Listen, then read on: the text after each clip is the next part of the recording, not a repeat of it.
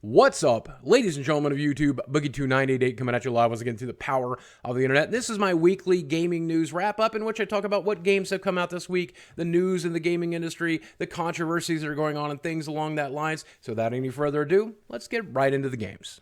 So to start off this week, a little bit of good news about the video game Shadow of War. Now, this is a game which I covered a couple of weeks back. I talked about the controversial DLC that they released. We talked a little bit about the loot boxes, so I'm glad to actually have some good news to report about that situation. Now, for those of you who don't remember the story, there was a day one DLC for Shadow of War when it launches next month, and that DLC was going to be sold, and with part of the proceeds from that sale going to support the family of a developer by the name of Michael David Forgy, who died during the development of Shadow of War. Now, this proved to be controversial, and not because it's not a great idea. I mean, it is a great idea. Immortalizing a developer in the game is a great decision, and even doing it as DLC is not a bad decision. The problem was, it looked like, when you looked at the fine print, a lot of the money that would go to purchasing this DLC would not actually end up with the family. It looked like, based on the fine print, that $3.50 of the $5 you would spend would end up with the family, and depending on what state you lived in or what country you lived in, 0 of those dollars would actually go to the family, and that got a lot of people really upset. Now, the developers of the game tried to hammer home the point that they would keep none of the money, but that fine print definitely spoke otherwise. So they decided to make this piece of day one DLC entirely free to download, and they said they would instead donate money directly to the family themselves, even taking down the GoFundMe page that they had. And I think probably one of the shakiest parts about all of this was not necessarily the fine print, but that they were kind of using Michael's death as a way to kind of promote the game. And I think that now that they're doing this like with a day one DLC that's entirely free, I think that's a lot more respectful, and I think it's a much better way to handle it. And this is at least a small piece of good news for a game that's been getting a lot of bad news. Unfortunately, this week, they also used a few interview opportunities to defend the loot boxes that they've decided to put in the game by saying that when they tested this game for balance, the testers were not allowed access to the loot boxes, so that way they could make sure that the game was fun and balanced of an experience for people who choose not to purchase loot boxes. That's great and all for people like me, but the problem is there are multiplayer aspects of this game that will be affected by the loot boxes people choose to purchase. So is it balanced if you include the loot boxes? I don't know, and if you didn't test that, that's a bad decision, because I want to be able to compete on the leaderboards with the people who do decide to spend money on loot boxes, and if it's an unfair advantage, I think you need to test that too.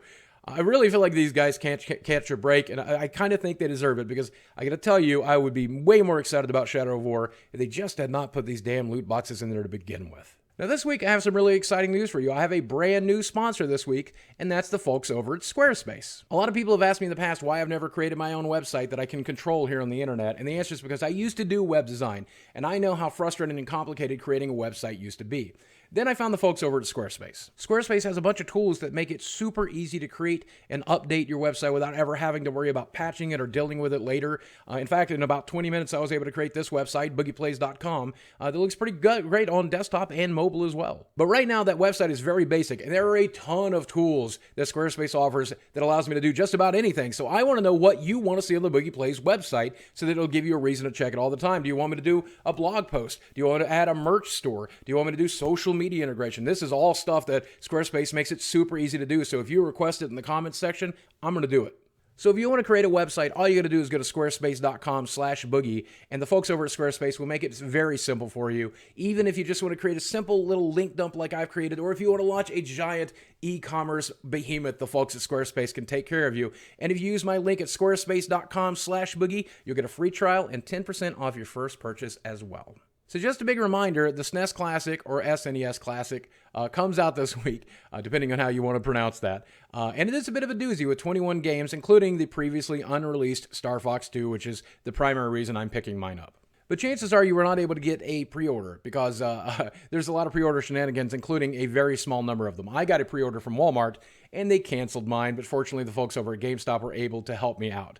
But that doesn't mean you should go to scalpers. It looks like the folks over at Nintendo have said they do understand that there's a very huge demand for the Super Nintendo Classic Edition, and if you want to get one, they are going to continue to produce them. So please, do yourself a favor. Don't buy one off of Craigslist. Don't buy one off of eBay. Just simply wait. Instead of paying $200 or $300 for yours, maybe even $400 or $500, you'll probably be able to pay the $60 everybody else is paying if you just wait till there's one on the shelf. And then finally this week, I want to talk a little bit about toxic gamers and toxic gaming communities, because we're seeing this phrase tossed around quite a bit over the past couple of weeks since the last PewDiePie fiasco, but also we have seen a gaming programmer and designer actually speak out against toxic communities here in gaming. A Twitter user by the name of Charles Randall, who has created games for folks like Ubisoft and BioWare, actually posted this pretty long thread on Twitter, and it kind of went viral. A lot of people have been talking about what he had to say. He says, the other day a friend commented to me, "I wish game developers were more candid about development. He was surprised when I said we are. The caveat is that we're only candid with other industry people because gamer culture is so toxic that being candid in public is dangerous. See that recent Twitter thread about game designer tricks to make games better, filled with gamers angry about being lied to. Forums and comment sections are full of Dunning-Kruger specialists who are just waiting for any reason to descend on actual developers. See any thread where some dumbass comments how easy it would be to say add multiplayer or change engines. Any dev who talks candidly about the difficulty of something like that just triggers a wave of people questioning their entire resume. Questioning here being an absurd euphemism for becoming a target of an entire faction of gamers for harassment or worse." So let me be the first to admit that there are plenty of toxic people in gaming. Obviously, I have actually contributed to that quite a bit, whether it's through my Francis character or maybe even some of these news segments like this. Sometimes I've spread misinformation by accident, sometimes I've made mistakes, and sometimes my views could be considered by the people creating these games as toxic. In fact, it was just last week that I was being called toxic on Twitter by a bunch of people because I talked about that whole Cuphead situation. And even though my opinion was that if you're at least basically competent at video games, you're welcome to create entertainment about them and write about them, a lot of people thought I was lumping on to Dean Takahashi, which is far from what I was trying to do there. Regardless, I was labeled as toxic. I'm pretty much always being labeled as toxic. But if you ever watch me on Twitch, you'll know that I can actually get up to shenanigans while playing multiplayer games. My average game of PUBG, I'm often doing stupid voices and saying stupid things to get a rise out of people. So I'm probably considered to be toxic. And whereas I'm not screaming racial epithets or something along that lines, I try not to be a complete piece of garbage. I do tend to joke around in video games, so I'm probably fairly toxic for your average gamer. And as a toxic gamer, I feel I have the right to talk about this, and I absolutely will. The first thing I believe is that, yes, gamers are toxic. But I don't believe we're that much more toxic than your average community. Check the YouTube comments for this video if you want to see real toxicity, and try to keep in mind that the worst comments are automatically filtered out before you ever even see them. In fact, why don't you check any comment section pertaining to any target? Or go over to Rotten Tomatoes or some movie review website where users are allowed to leave user comments, and you'll find out that what you consider to be toxicity, I consider to just be criticism. And people are very critical, probably to the point of being toxic, regardless of the form of media that they're reviewing, whether it be books or music or video games. People tend to tear right into the people that create them. And here's the thing, I think there's really two types of toxicity you'll find on the internet, right? I believe that there's the kind of person who joins a game and tries to destroy the game for everybody involved while screaming obscenities into their microphone, while team killing, while refusing to complete objectives, and they overall are just trying to destroy the experience for everyone else. And I think that is relatively indefensible. I mean, I've done it, we've all done it, but you definitely know you are doing a bad thing and you're being a bad person when you choose to do that. But I do not believe that criticism is inherently toxic. I do believe certain types of criticism is toxic. I believe that personal attacks and death threats and doxing someone and doing something like that because you don't like their opinions, because you don't like a thing that they've created, that is obviously across the line and toxic. But just genuinely not agreeing with somebody or not enjoying the product that they like, and maybe even offering constructive criticism, or even going as far as to boycott a product or say you don't want to buy a product, or doing in general what I do here on this show is try to steer other people away and let them be informed about the different controversies so they can make an informed decision. I do not find that to be toxic at all whatsoever. I know that as a game developer, it may feel that way, but I do believe what I do here is relatively fair and balanced. And if even though I'm critical, I think it's okay to be critical. And I think a lot of what this guy is talking about is criticism.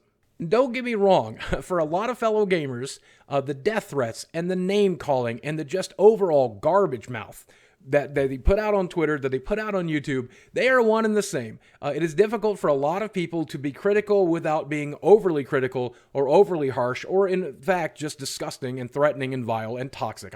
I will admit that, and there are plenty of people that like that in the gaming community, but there are plenty of people like that in the YouTube community and in the music community and in the book community and the movie community. Trust me, it's all over the internet. I know plenty of people who are like that about all kinds of different hobbies. I don't think gaming is that special. And one of the things that Charles complains about here really rubs me wrong, because he says, there's still topics I can't touch because I was candid once and it resulted in dub headlines. Look, man, gamers don't write headlines. We read headlines. Hell, I don't write headlines. I read headlines. That's where my news comes from. If you tweet something that rubs people the wrong way, only a handful of gamers are ever probably going to see that. It's journalists that are going to pick that up off of your Twitter feed and republish it and put it on their websites. Those are the people that create headlines, and they dogpile on you just as hard as gamers. In fact, that's where a lot of gamers get their information. If you want gamers to not be mad at you, you need to understand that the people writing about you are the ones that are informing me. And don't get me wrong, I fully relate to what this guy is talking about. I've been on the receiving end of the internet hate machine more times than I can count. And so I do definitely relate. And I've also been one of the pieces of the internet hate machine that can grind people down. I think about Adam Orth every time I think about this particular topic and the effect I personally had on that person. But that said, I do genuinely believe that gaming culture can be toxic, but it's not that much more toxic. It's humans that are toxic. We, as a species, are toxic. We are some really, really bad animals, and we do some really, really bad stuff. And I'm so sorry that it has to happen to anybody who sticks their neck out there, and I don't blame you for keeping your head in your shell. I really don't. But I think the solution is not keeping your head in, but to stick your neck out even further. Because I will be honest with you, the more open I am with my audience, the more candid I am with my audience, the more people that genuinely can relate to me and understand and care. And if you give me a reason to relate, if you give me a reason to understand, if you give me a reason to care, if you empathize and sympathize with your customer base, specifically YouTubers like me, we are absolutely going to say good things. If you talk about the personal issues you're having, what it's like to develop, and how difficult it can be to try to create a good game, I want to talk about that stuff. Give me a chance to talk about it. All I ever get is the bad news on the front page of Kotaku. Give me some good news, and I would love to report that for you, and I absolutely will. I will make that work, and my audience will love it. It's worked for me so far. I hope that it works for you as well. But you know what? That's just one man's opinion. I could be wrong, and I so frequently am. And if I am, I know you're going to let me know in the comments section below. Do you think gaming is far too toxic? Are you a gamer? I know a lot of people that watch the show just watch to support me. So if you're not a gamer, is the toxicity one of the reasons? Which community do you think has the most toxic community? I still think it's League of Legends, but I could be wrong. And let me know all that stuff in the comments section below. And do me a favor, stop by that link in the description box and check out squarespace.com/boogie if you want to create a website. They will give you a free trial and 10% off of your first purchase, and you'd be supporting me at the same time. Guys, as always, thank you for watching. I love you very much. I'll speak with you again, hopefully next week. Hopefully we'll do this again next week.